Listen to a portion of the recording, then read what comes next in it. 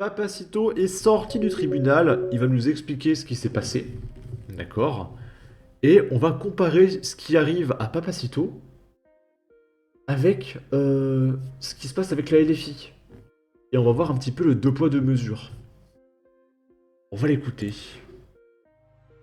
Les amis, je suis sorti du tribunal tout à l'heure, je suis allé manger, je suis un peu allé me reposer après, me changer les idées, et puis surtout j'avais laissé Maximus tout seul le temps qu'a duré l'audition, qui était très longue.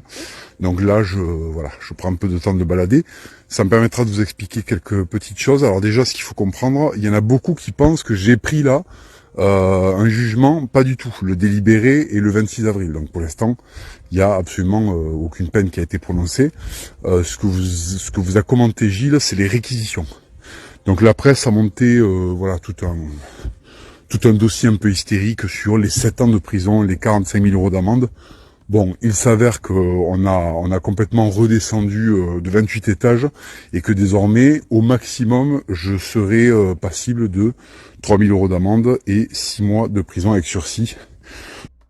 Ça reste quand même un peu plus que certaines personnes qui sont condamnées pour meurtre, hein.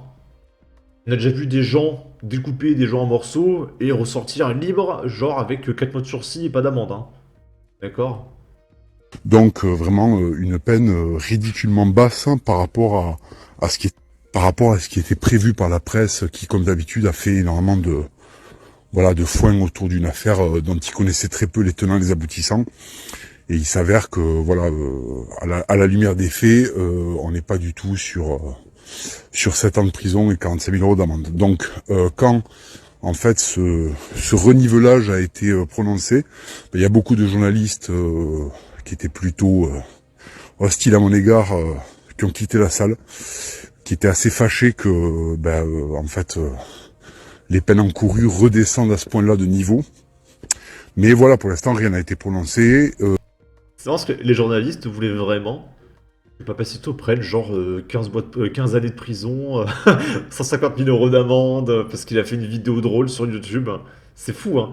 Et ces mêmes journalistes, quand il y a Lola qui se fait découper en morceaux, ils sont pas là, hein. Et limite, ils demandent la libération de la dame qui a découpé Lola en morceaux. Et pour une vidéo YouTube, ils sont là. Oh, ouah, il prend pas 15 ans de prison ferme. Il prend pas perpète. Oh, vas-y, c'est bon, je me casse. Vraiment, c'est incroyable, hein. Il va y avoir des... Ok. Bref, donc Papacito est relâché. Tout va bien. Calmez-vous. Ok. Et du coup, on va comparer ça avec Emmanuel Bompard, qui passe sur le plateau de BFM TV. On va mettre des filtres anti-droit d'auteur.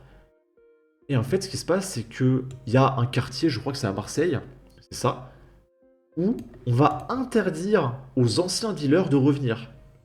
C'est-à-dire que s'il y a genre 10 ans, tu as dealé dans le quartier, tu ne peux pas revenir. Et Emmanuel Bompard, il est choqué. Laissez revenir les dealers, bordel. Franchement, je trouve que c'est une décision qui est à côté de la plaque.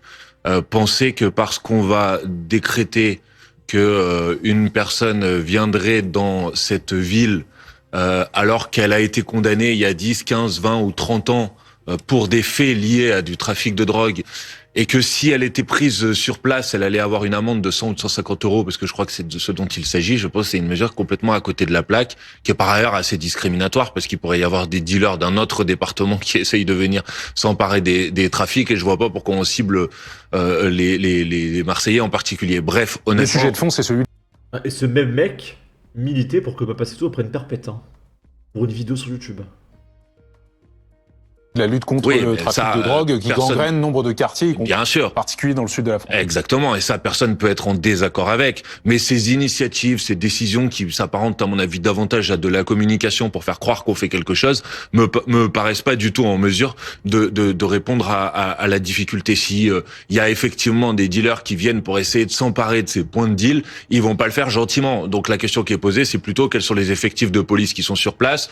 La question Ah, bah la LFI aime la police maintenant, c'est nouveau, d'accord.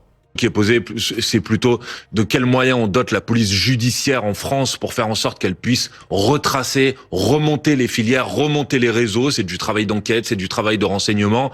Et franchement, c'est pas cette mesure-là de les menacer d'une amende qui va régler quelques problèmes que ce soit. Alors ok, mais ça sert à quoi de remonter des pistes pour les arrêter vu qu'ils sont relâchés? Ça n'a aucun sens ce qu'il dit. Hein. Bon. Et autre comparaison. Ici, voici à quoi ressembleront les chambres des athlètes pendant les Jeux Olympiques de Paris 2024. Il y aura 2 athlètes par chambre de 12 mètres carrés, une seule salle de bain pour 4 personnes. Les lits sont en carton et les matelas en fil de pêche recyclé. Source France Bleu. Alors, on va accueillir les athlètes reconnus dans le monde entier, en France, et ils vont arriver là. On va voir les plis du carton, d'accord? On voit que c'est du carton, hein, d'accord?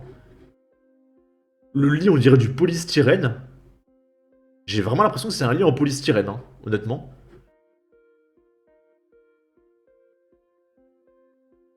Là, je crois que c'est... C'est quoi, c'est... Je crois que c'est 2 chambres, séparées par une porte. Parce qu'ils avaient dit qu'il y avait 2 personnes par 12 mètres carrés et qu'il y avait une salle de bain pour 4.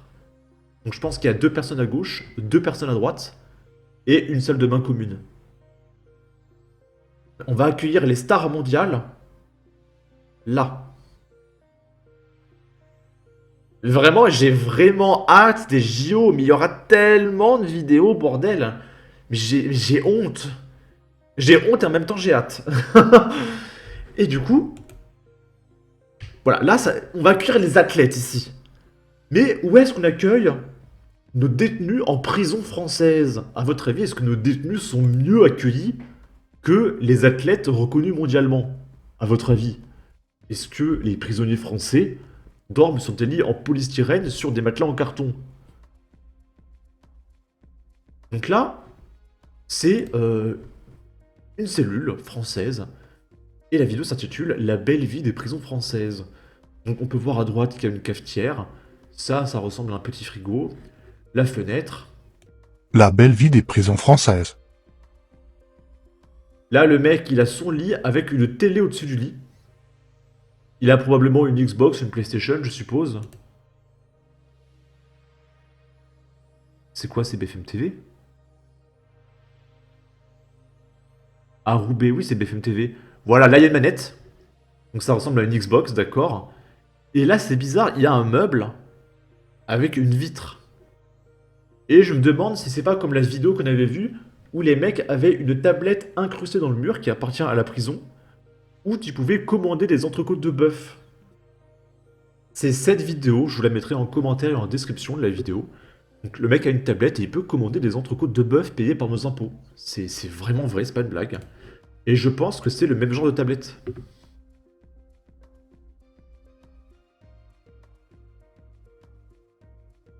Là, c'est la prison.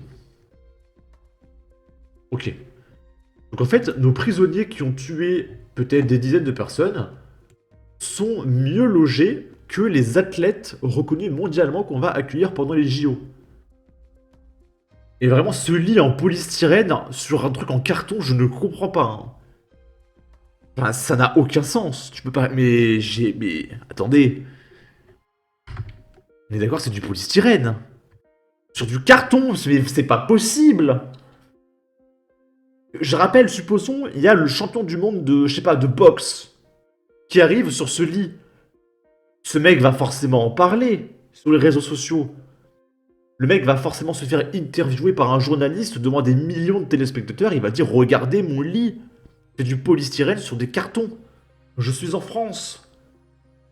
Et tous les athlètes mondiaux vont montrer ça à tous les médias de leur pays respectifs.